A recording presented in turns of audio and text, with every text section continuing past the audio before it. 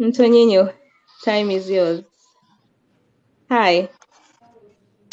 Hello, habari Hello. ya? How are you? How are you? You doing I'm well? fine. Yes, I Mimi, am. I'm doing I'm okay. having a kafani flu, so today you guys will bear with me. Um, You're having a funny what? not a funny, unajua funny ni ha ha ha, a weird flu. I don't know a Oh, funny poor one, and dear. yeah, it is well. It's Poor just a dear. fatigue, huh? It's just fatigue, but it Yeah. is well. I hope Fatigue everyone level is. tuko busy this weekend. Don't worry. I'm coming up. At least Ayo. I've tried um to flip my sleeping time, Okay. so it doesn't affect me so much because Okay. actually it's I'm closing my I'm finishing up everything for the year this Friday, so after Friday Sure. I'm holiday now. You? I'm holiday now. Okay. Yes, Okay. yes. So yeah, uh Yes. thank you guys for this moment. Mm-hmm. I just briefed us and asked us, um, how well are you? Do you know that you're intelligent? And all these things people tend to think that they're not adding up to life. Um, this is a good analogy. Um, I don't know. I will not say forgive me because I will use some stories, majorly from the Bible, so that you understand. Okay. I'm not preaching, Mm. but I'm a believer. You're very important. But just attaching it to what we are talking today about intelligence and how it brings us to transform the spaces that we are. I'll be very brief because I'll be very fast. So kama mtu atapik nini, we'll also share some of the things on Saturday during the class. So uh, let me ask, let me just and wacha niseme rhetoric, when we look at the story of the Bible, Genesis, there was Adam and Eve. Mm. Then they went ate the Yeah. fruit and blah blah blah. So after that, God came and asked Adam, "Where are you?" When I read this place, I ask myself, if God is all knowing, if God is all powerful, and He knows where we are Mm. at what particular time, why do you Mm-hmm. think that He asked Adam, "Where are you?" Does it mean that God never knew where Adam was? No. He did. Yeah, some of the things I always tell people, if you want Mm. to go far and build up your intelligence, be inquisitive. Ask, Yeah. like, hapa hii kunaendaga aje? Just don't read books. Rudi nyuma ujiulize, na kwa nini mtu alifanya hivi, So what I got Mm. from that space or that Yeah. note is that God is Yeah. more of a conversational kind of God, you know. Anakuuliza cause anajua mali huko, but he just wants a conversation, Then he went ahead, Mm. Cain and Abel. Cain killed Abel, and now God come and ask Cain, I mean, where is your brother? Again, so Mm. here Cain goes and says that I'm not my brother's keeper. So he's just a conversational kind of person. So if you want to improve our knowledge, if you want to improve our intelligence, let's be inquisitive with conversational. Sometimes the biggest question I always ask to people every time, the biggest question is a three-letter word. Why? The three-letter word is why. When you go somewhere and then someone anaongea mingi nini, then you ask why. That is the Yeah. that is the biggest question ever you can ever ask an individual. You know. So now we are getting to a point where all of us we want opportunities, we want all those things. But again, Yeah. we're looking at our character. So at the end of the day, we want to transform our lives, or we want to Mm-hmm. become transformers on the spaces that we have. So today, I know most of us, we've learned about it because hapa kuna ma PhD holders and my degree holders.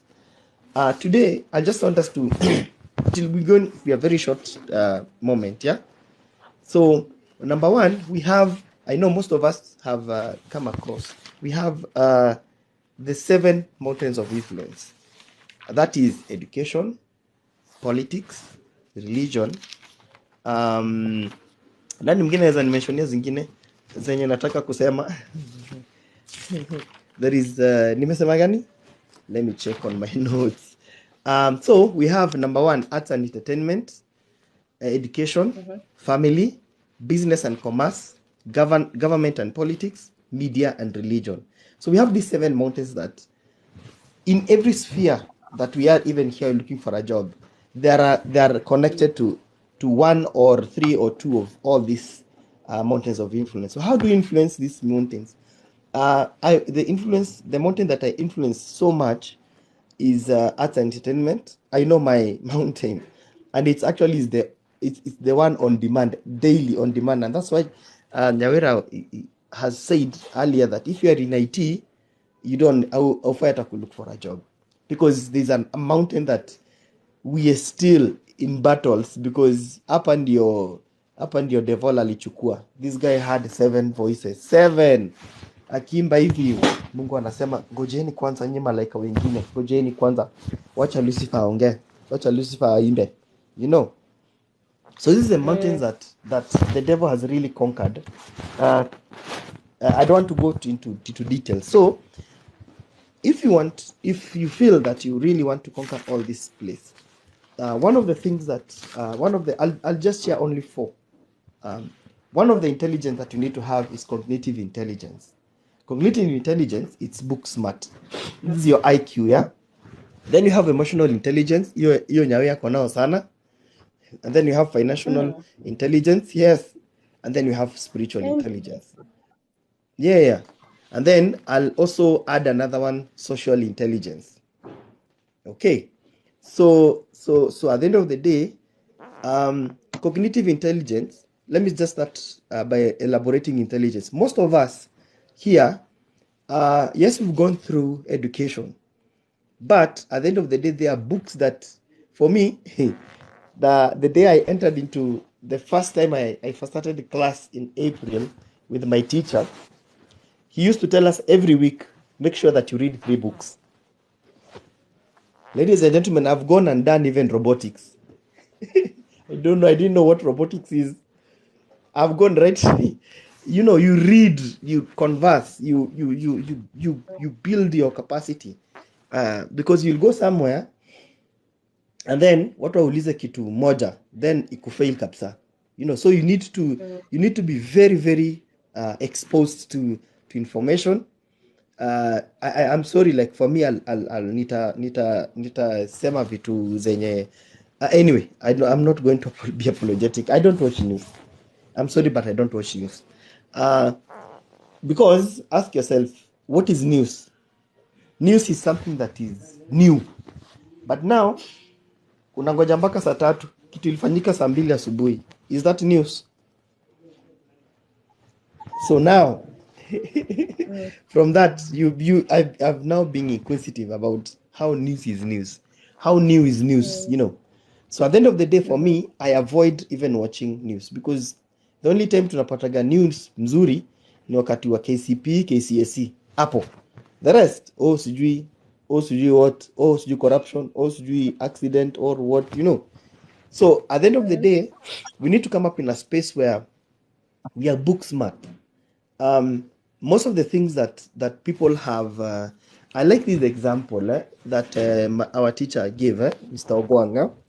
So one day he went to this lecturer, PhD holder, an engineer, and he says, what this is something keyword kikubwa, the study of solar system, that is solar system, whatever. So this guy is learned. So here comes my teacher, bado tu alikuwa alikuwa tu anaingia kwa industry nini, akaambiana there's something that I want to add in your company.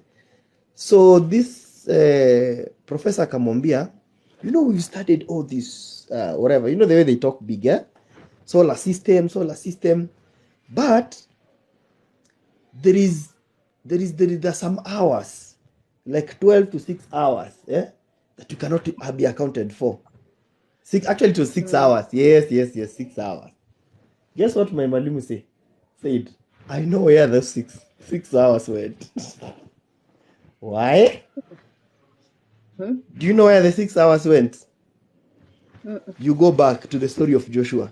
Alisema, God, let the sun stand still. The sun stand still. That's where the 6 hours went. It was stopped.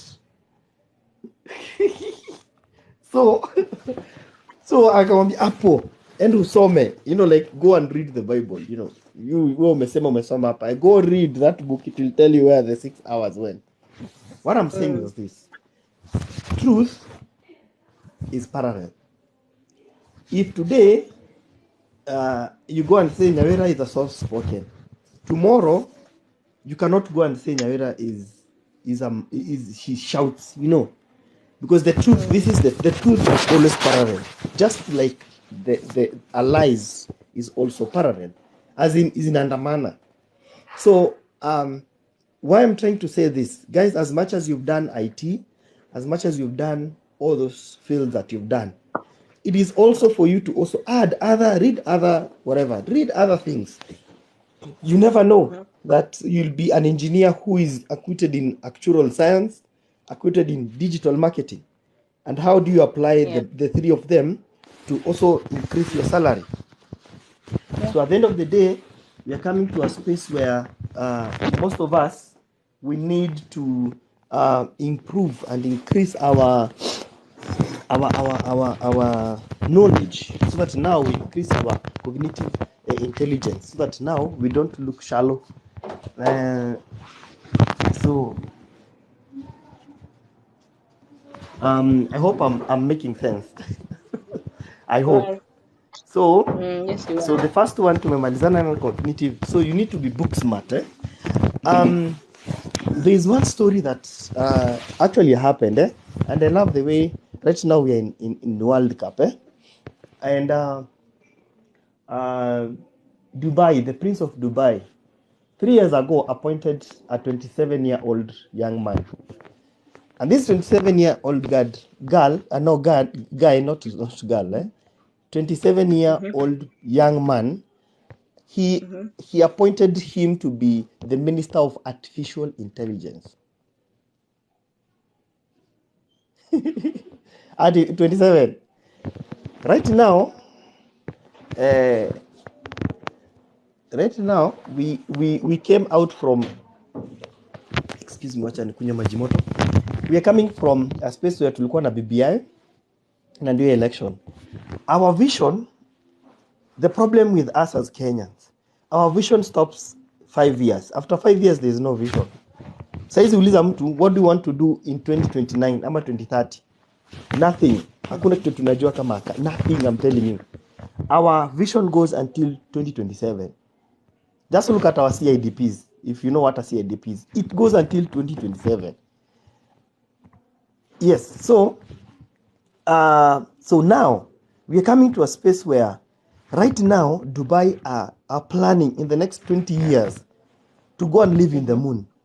While sisi hapa tuko tu sijui nani anatuelect, sijui nani ataenda sijui committee. I mean, that's where we are. That's where we are as Kenyans, So we need to take to a space where those are the gaps that you're talking about. We have someone here who, and that is a gap that all of us, the other day I even shared, was it last month? I shared and told guys here, the sustainable goals. Those sustainable goals was from a Kenyan young man from a university in Nairobi. Thesis ya mtu inatumika like with UN as sustainable goals. It's a thesis. So it gives mpaka unaambiwa now we are thinking of, I don't know if there's anybody who has read 2063 document, as in that is what we should be looking at, you know, that's what we should be looking at. So now we are putting ourselves in a place where we need to increase our capacity of brain. And I thank God last week on Saturday, we did even a class on nutrition. So you can imagine in a class of intellectual property, and we're having nutrition. So I was asking like, so how about nutrition? I learned a lot. I thought it was carbohydrates, protein, and that is it. You know, carbohydrate, protein, vitamins, fats, we are done. Ladies and gentlemen, there is a product that we are planning to launch very soon, with another lady, you know, a product where we reduce the issues to do with issues to do with mental illness, how to reduce mental illness through diet and nutrition. You know, I never thought it was that powerful. When you have low nutrition, isn't it? I'm not a nutritionist, by the way. I came to learn, you know, I came to learn that poor nutrition, it also contributes to you being irritable, kukasirika haraka nini. So I'm like, aya, kumbe watu wanakasirika haraka wako na nutrition yenye iko down. Anyway, so what I'm trying to say is this, guys, let's read books, let's be intelligent, you know, let's be intelligent. The second one was emotional intelligence. This is where now I'll use a good example like Nyawira, emotional intelligence. You are people smart, you know how to tell someone no while smiling, you know. You build the capacity, like building a team, you know, like you're working with 14 people. How do you build that team to achieve your goals and your vision of the company? There is what book are we reading? We are not reading any book. Winnie Pepela, we're not reading any book. Yeah, I'm challenging all of us, go read books. And if there's anybody who has a link that people can go and do and read books online, please share also. There was something in Kweto PDF something, I don't know if it's someone knows, anaweza tuambia hapa. So now we are coming to a place where you are people smart, you know how to handle people, you know. An example is where I come from. I come from the coast, and if there's something that we know how to handle in life is people, you know. There was one time I went with my mom and my sister. So that time was so hungry, tumechoka, tumetoka, sweat. So this guy tumeingia akanambia, habari zenu, mko salama? Kunyweni maji baridi, tuwekeo maji baridi hapo.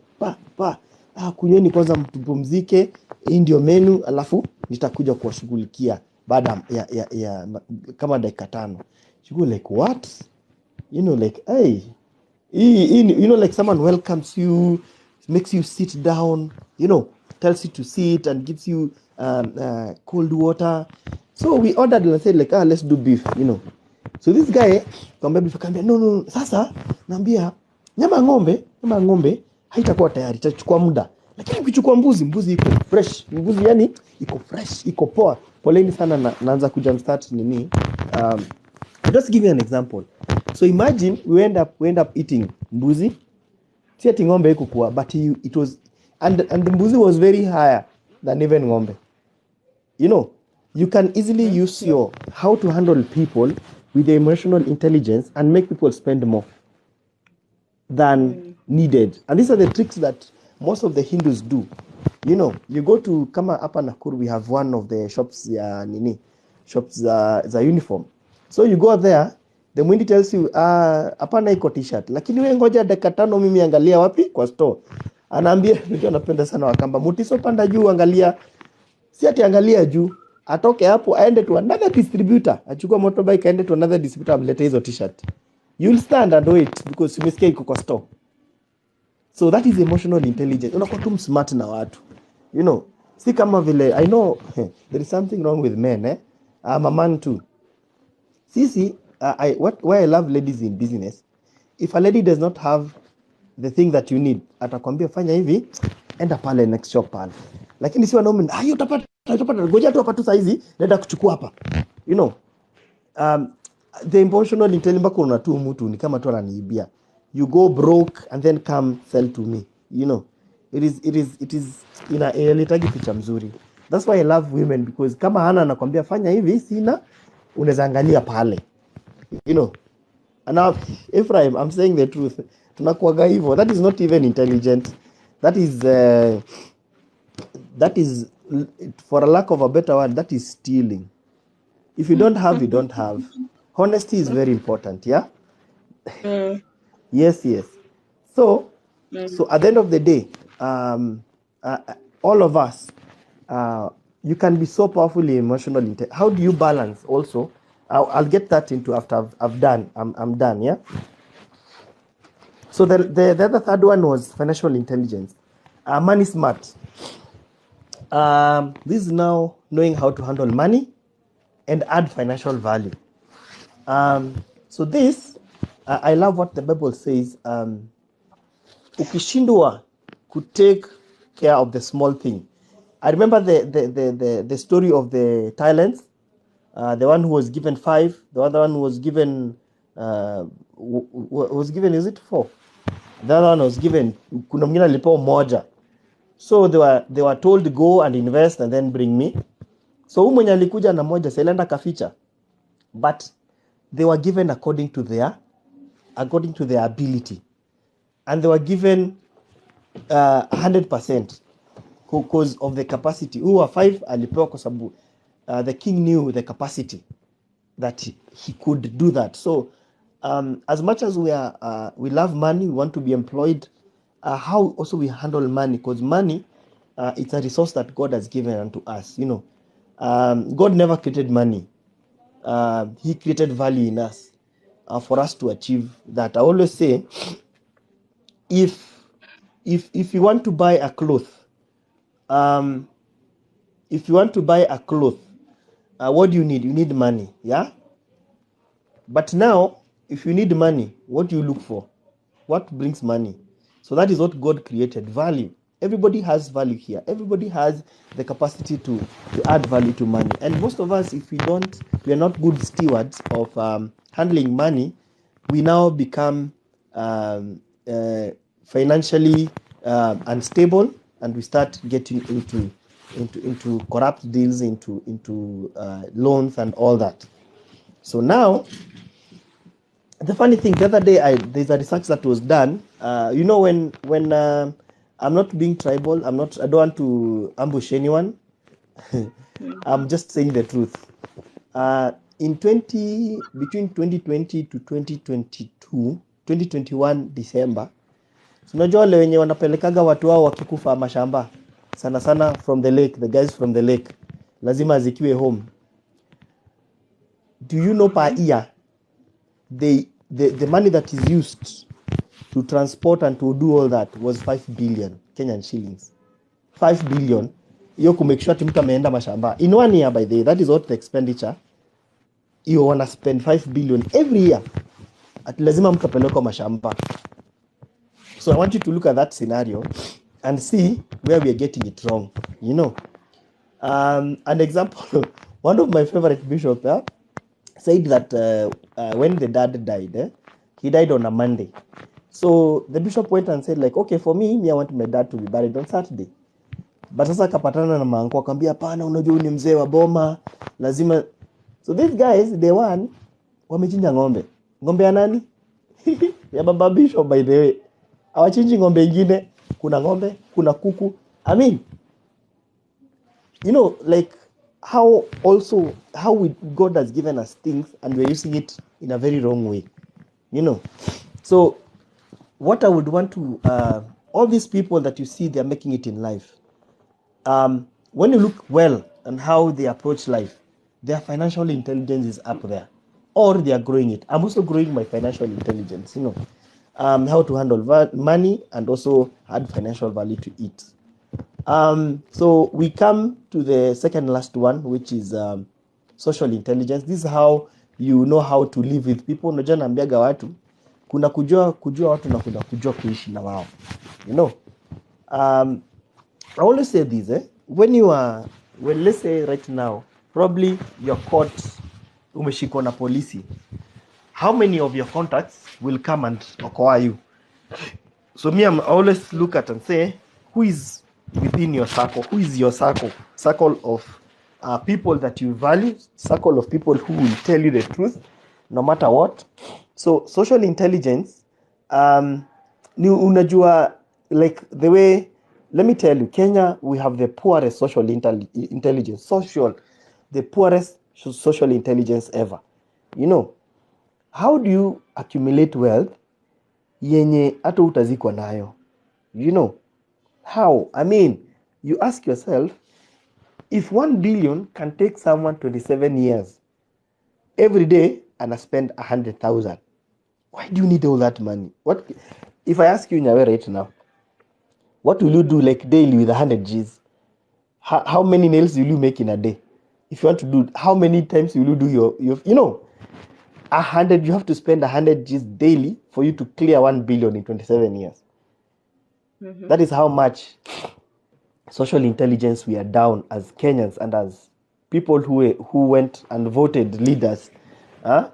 So at the end of the day, you look at even how the way jam in town is, but isa wacha tulo ningile tu wa vijana, wacha na hiyo hata ya jam ya tao.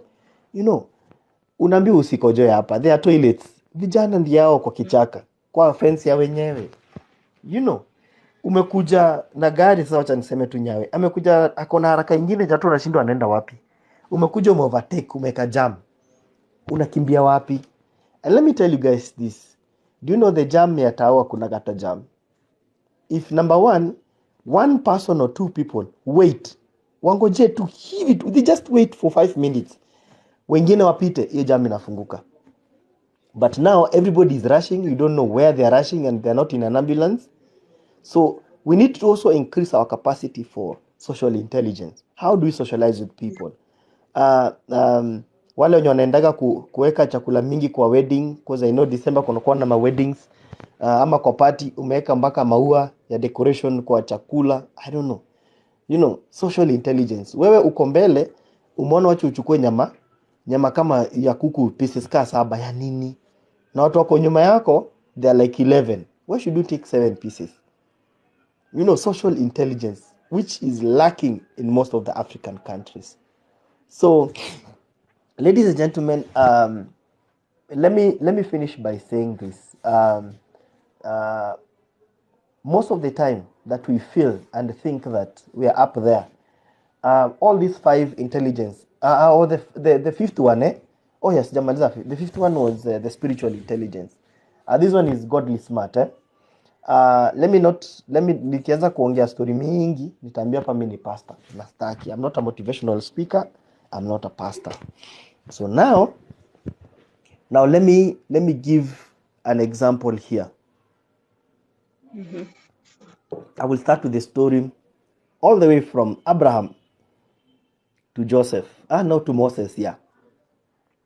So God tells Abraham, get out of your tent, I want to take you to a promised land that where I am the founder and the builder of that city.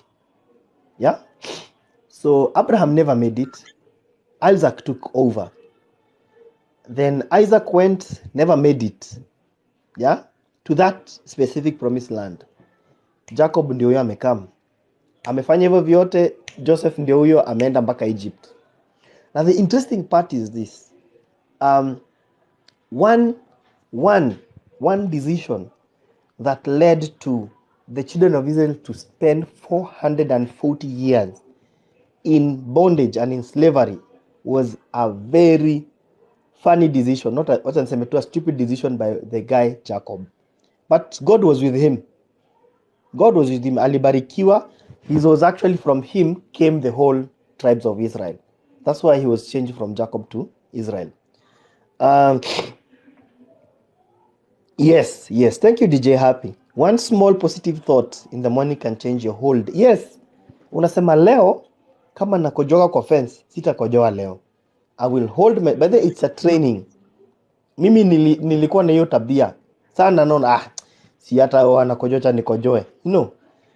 When you learn to, by the for me, even when I take easy sweetie KSL or mint, I don't throw, I put it in my pocket. I carry my liter home. But most of us unachukua, umemaliza yoga, tuko kwa gari, umetupa nje, then unasema huku kuna kwa kuchafu, you know. Huku hii CBD yetu inakuwa chafu. Umesahau jana ulikula sweet ukatupa, unaona. Yani those small things that people avoid. You don't know who is watching. Let me tell you one of the stories my brother told us. Alipoteza job yake. So one day he works with the girlfriend. So he works with the girlfriend. Then all of a sudden wakatomembena bye akahago them very close. Akahag. Then later my brother goes to ask for a job. Guess nanaenda kuuliza job? Baba ya huyu dem. You know. So then the father went like, young man, habari yako, unajua such a lady, how are you related? Akasema it's just a friend. Unajua like for us men, we playing safe, it's just a friend and we just from a long time and blah blah blah. So na alikuambia mimi ndio baba yake, you know, cause juzi niliwaona mkihug sana na si mzuri kwa barabara mkihug. So unaona aje? That was the end. My brother never went back. So what I'm trying to say is this: let's build our social intelligence. Let's build our financial intelligence. Let's build our emotional intelligence. Let's build our cognitive intelligence. So that now, at the end of the day, we are competitive in the market space. And Nyawera always tells us, why, okay, let me ask, why do you think Nyawera does a prep? No, he does it because you want to be the best out of all the best, you know, being the best out of the best, ama from the best, you know, because everybody is right here. If I nikianza kwamba nani kwa ma degree hapa, mtaniteremshia hapa mpaka ma PhD, you know. But if I ask someone how many here they know they are good in the emotional intelligence, you know, some things that you look and say like, hey, nyo hapa, it is not fair, you know. Unajua tu hii ni corrupt deal, unaenda ku hii ni corruption, unaenda unaambia wewe sign hapa hii 1 million, wewe sign yako ni 300, hii saba wachana na unaingiana na deal kaizo. I'm telling you guys, it has a way of finding you much later in life, much later. Yeah, ni kama wakati umerudishiwa change mob na conductor, then unasema sirudishi. Mimi yangu ile happen, nilikulaga 50 bob, nilirudishiwa more money 50 bob juu. We yangu ilienda 5k.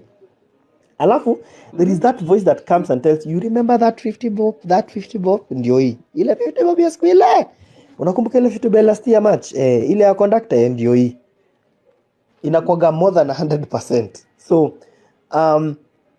I'll finish with the story. Oh yeah, I was talking about the story of Jacob. So the decision that he made, because of, look at Abraham left his community land and his ancestral land to go to that place.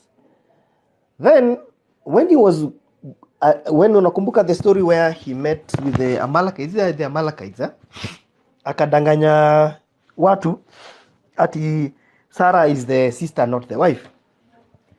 Yeah, the son did the same, akadanganyana tena, you know. Furthermore, Jacob came. He was a trickster. Jacob alikuwa ule msee. So Jacob made a very, because there was drought, there was famine, wakati wa Abraham. The same was Isaac, but God intervened and told Isaac, please do not leave this land, stay here. And in the same year akapata mazao mingi sana. So ikakuja now to the same time, Jacob, what brought him to Egypt was famine, ninja tu. So sisi, do you know, when I read the Bible, I noticed like kumbe Jacob, they were in Israel. Imagine, mulikuwa karibu na promised land, juu ya njaa imekurusha wapi? Into slavery 440 years. slavery just because of one decision. Now, this is the interesting part. This is now the spiritual intelligence where it comes. So the 70 families of Israel comes in Egypt, you know. So wakikuja wamesettle in Egypt, Joseph was very specific waende, because these were farmers. Israelites were farmers. Wakaeko kwa very productive land, you know. And for all those years, the language was intact, their culture was intact. They were, their spirit, it was so intact, you know. That is what now we're talking about, the emotional intelligence, social intelligence put together with the spiritual intelligence. Walikuwa separated in a specific land. Let's say like Nairobi. Nasema sasa Nairobi region, hiyo ni watu wa Israel. Msiende huko, hiyo ni yao. You know. So the most amazing thing that Joseph said, when he was about to die, he told his Israelites, guys, akawaambia, when I die, there is going to be another prophet that will lead you to the promised land. Please do not leave my bones. That is spiritual intelligence. Ninajua kuna mtu anakam atawatoa kwa hii mix, na akiwatoa msiache bones zangu huku, muende nazo to the promised land. Go them back, take them back to the promised land. And when Moses came, that is what happened. When they moved that night to the promised land, the Bible says they took the bones of Joseph and they went with them to the promised land. So when you look at that, then I want to combine it with the story of Moses. Now, the story of Moses, guys, I'm finishing up the Bible. This is my third time in a year, and every time that I read the Bible, I get it in a very interesting way. So here comes a Jew mother give birth to one boy, then it reaches 3 months, and okay, sawa, uboi lazima tu ataachiliwa.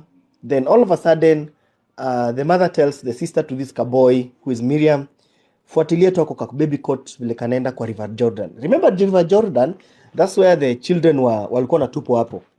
You know, walikuwa natupwa hapo, or either they'll go and drown, or they'll be even eaten by crocodiles in River Jordan. So the same river, this young boy inaenda tu ako ka baby coat. Then the Bible records suddenly mtoto wa queen, mtoto wa king, you know, akasikia tu kwenda kuoga. So the question you should ask yourself, you think in that palace Pharaoh never had a swimming pool that the daughter could swim? You know, saizi udema amefeel, wacha nile nioge, sitaki kuoga hapa, nataka kwenda tu kuoga River Jordan, you know. And remember, guys, there's nowhere in that story, there's nowhere God is mentioned. God is mentioned in the burning bush huko. Yeah, na Moses, interaction yake na Moses. Actually, God was silent. Huko mbele wakati wa burning bush, when he's calling Moses, that's where God is coming to introduce himself to Moses. So ask yourself, this girl comes, akona maids, akona security, but it's only her who saw the baby coat. It is only her. Because if the security guys or the maids could see it, mtoto angedai. Moses could have been killed. But it's only the daughter of Pharaoh who saw the coat. Hata hakuna mtoi. So mtoi ameletwa, akimwangalia hivi, the princess says, mtoi hata ni Hebrew, you know. But what happened that he took the boy in? I'm just being curious, I'm still curious. What really made her, knowing that this is a Hebrew boy, atakuja kutusumbua huko mbele, you know? Because now the king was worried that the Israelites wanazaana sana, watatu overthrow, you know? That's why we talk about numbers. So now it comes to a point where here we're not in. So what could that be? You know, I'm still curious to know what could that be. So now fast forward. Moses comes here, tells called by God and told, enda ambia huyu jamaa achilie watoto wangu, mimi nataka kuwapeleka to the promised land. Whatever happened hivyo, ndio hiyo usiku wametoka. Then let me shock you guys. When you increase your spiritual intelligence, God gives you a divine blueprint for the season that you are in. Always, when you increase your spiritual intelligence, God will always either give you or interrupt the divine blueprint for that season and tells you, Nyawe, wachana na hii story, enda side ingine, rudi, enda side ingine. When your spiritual intelligence, I'm not trying to say that you start praying overnight every day. No.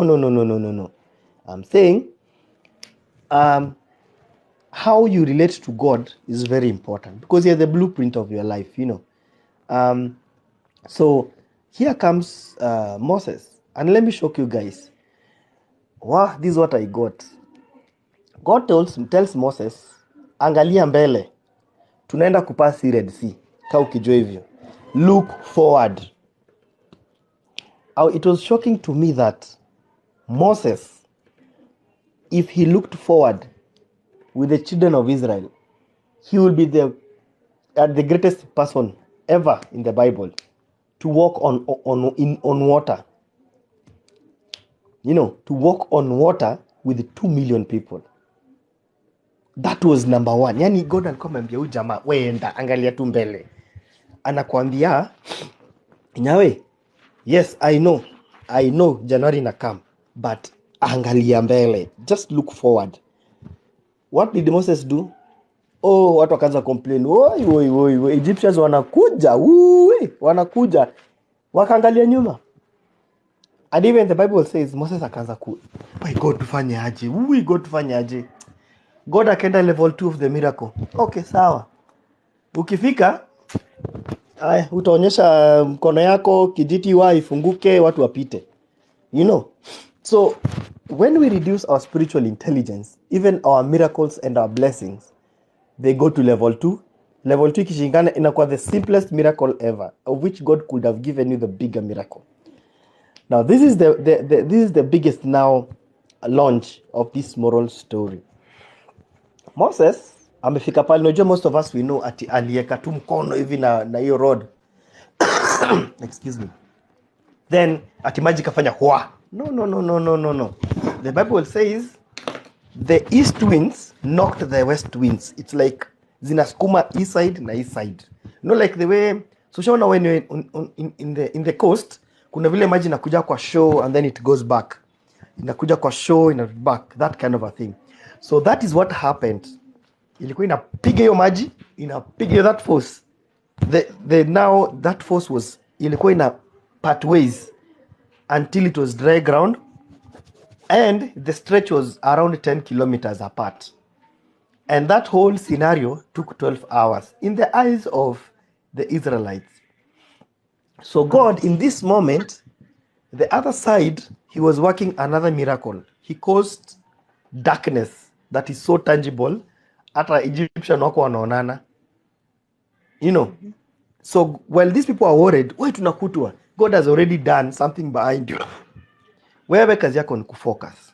So now, I'll finish with the spiritual intelligence. So ladies and gentlemen, as a parting shot, before now I welcome the questions. Yeah, there are these 7 mountains of influence, and let me tell you, most of us probably, because unaona for Nyawe yake ni business and commerce. That is probably her mountain of influence. So out of these 7 mountains of influence, which one can you influence?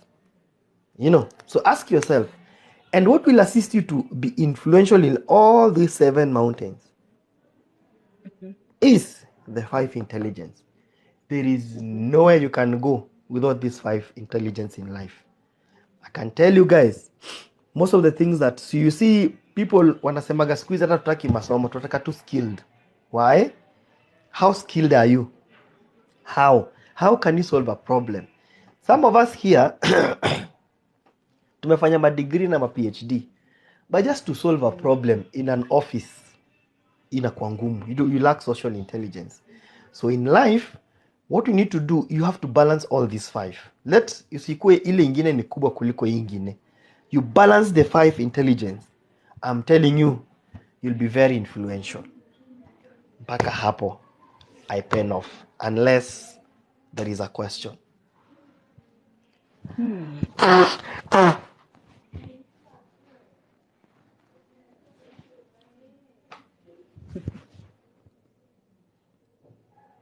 Any queries?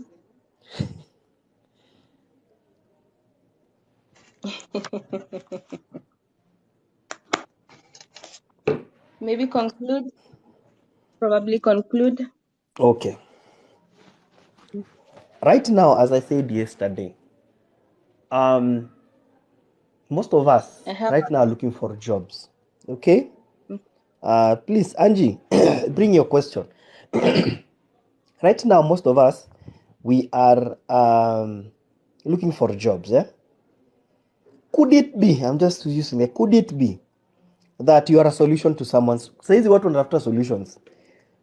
You know, all those people, you see, there are some, I love the way that job ya driver ndo ilini touch sana. You need to have your social, emotional intelligence. You remember that? Because they know why. A driver has to have all this intelligence. Social intelligence, emotional intelligence. Why? Huyu ni mtu. Social, spiritual, financial. Social intelligence, spiritual intelligence, financial intelligence, emotional intelligence. Na cognitive. So there's cognitive intelligence and then there is emotional intelligence. So, guys, you'll be shocked. Where? Okay, so I'll give Angie a bell. So most of the people right now, as much as they are saying that the easiest way to tell you that we need a solution is we need someone, we need a clerk here, we need an engineer here, we need a marketer here. Why?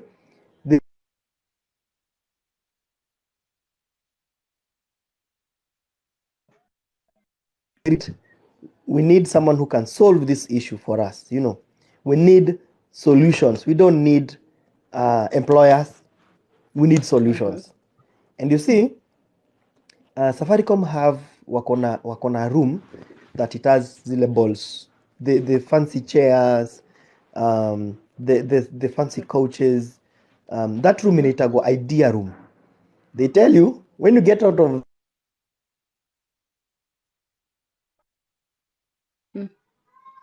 because the world right now, we need to be very competitive.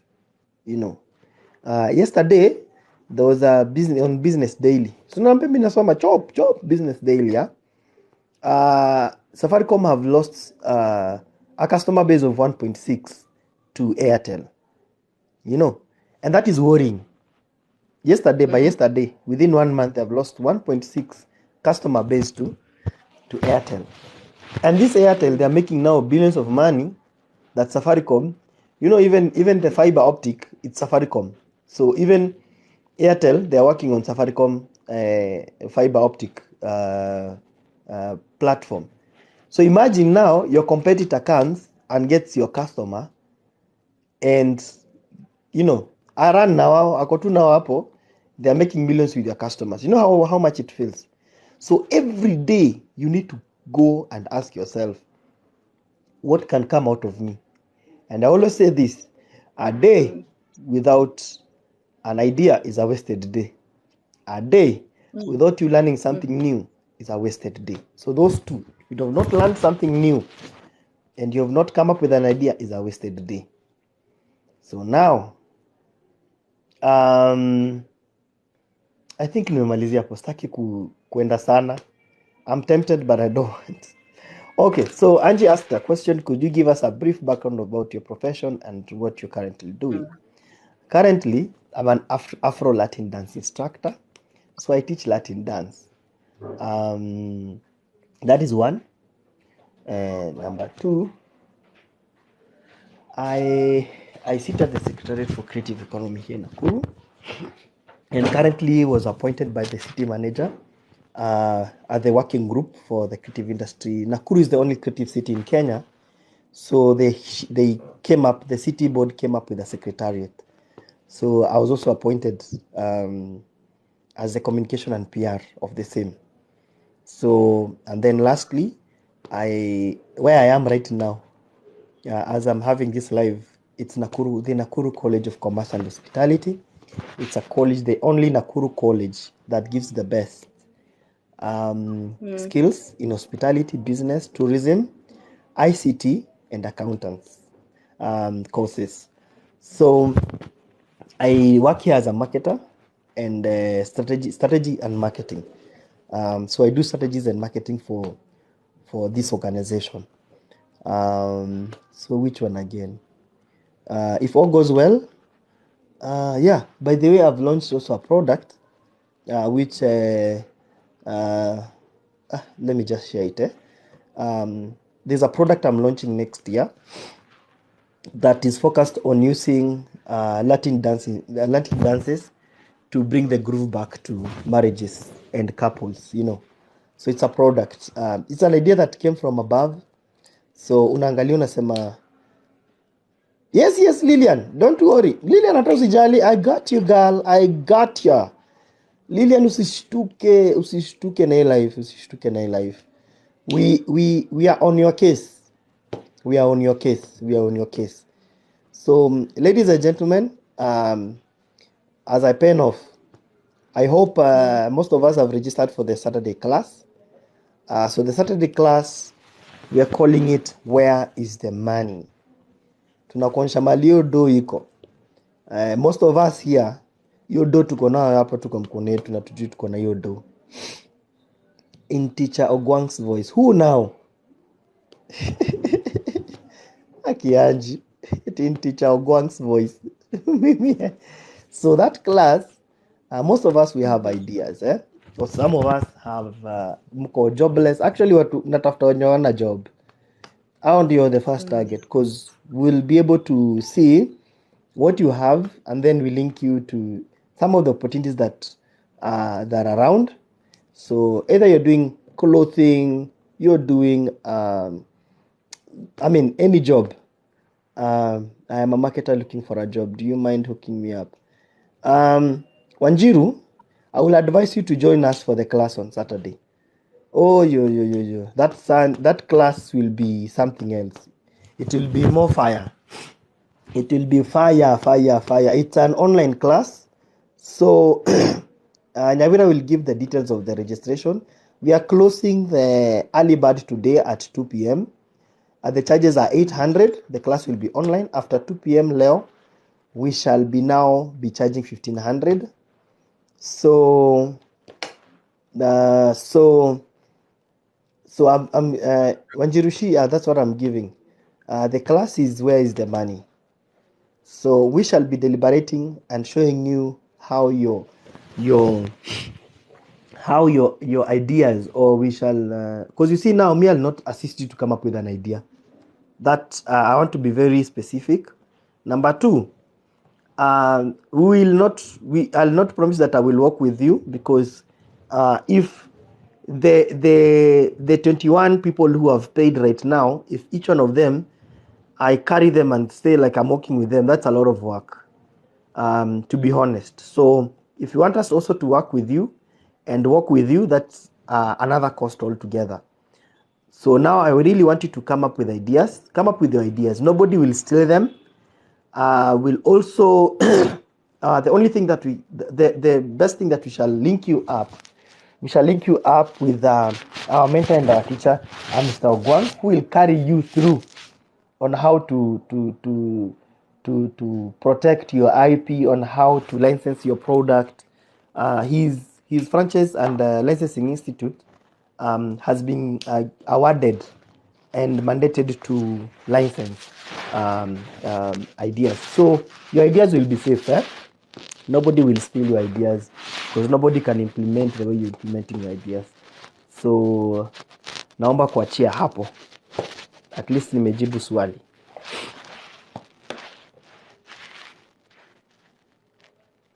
Okay, thank you, Pastor. But don't go anywhere. So for Wanjirushi Kwamboka, joining the class is very simple. The class will be happening in the morning. We say 10 or 9, Sasa. Between 10 and 9 to 10. The class will be happening between 9 to 10. That's on 10th Saturday. If you wish to make a payment, just make a payment to Buy Good Steel 582831. Currently up to 2 p.m. we have extended to 2 p.m. at 800, but right after 2 p.m. Now the charges will be 1500. Make sure you pay before 2 p.m. If you pay after 2 p.m., you pay 1500. If you pay before, it's 800 bob. Once you've made a payment to that till number, which is Buy Good Steel 582813, share the same text of payment, or rather the confirmation, to my number. My number is 0702 622 and I'm very sure all of you have my number. So let me know once you do that. We'll add you to the list. Add you to the list. Yes. You will be available on Saturday. Oh, too bad. Too bad. Too bad. We have a few sessions ongoing because we have had a lot of people register. But it's our wish. It's our wish to sort everyone out by Saturday. Pole sana Wanjiru. I don't know nitakusaidia vipi. Because the other sessions tushamaliza most of them. I don't know. I don't know nitakusaidia vipi. We'll figure it out. Yeah. Sasa, okay, Maybe like next time. Wanjiru, what other classes do you need? Because when you Mm. say other classes, I need you to be very specific. What other classes do you need? Probably she can do the grants. The grants in the 17th. 17th. We'll Yes, be can do live in grants. Nakuru, guys. We'll be live in Nakuru. Yes. But also to be online, yeah? We'll be live in Nakuru. Yeah. So we shall, with the grants class, it's on 17th. Mm. The December. charges are 1500 early bird. The early bird offer finishes this coming Monday. It's on 11th, eh? No, 12th. Yes. Wakati wa Jamhuri Day. So inaisha on 12th. So after then you will Yeah. be paying 2500. So for the grants, we shall be taking you on how to do your grants, how to apply for a grant, what to do and what not to do, what the grant people look at. And then also we are already finishing by tomorrow. We shall be finishing all the funding and grants. Grant is free money, by the way, that you are given to do a specific project or program.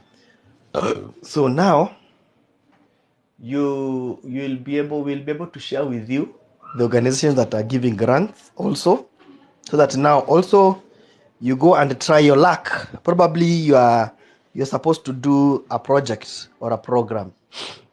So what else? Yeah. So mpaka hapo. Yeah. Yes. So make sure you register on time. Drop the details. Yeah. So we'll see you. Yeah, Somebody here. I'll sneak in tomorrow. Yes. Yeah.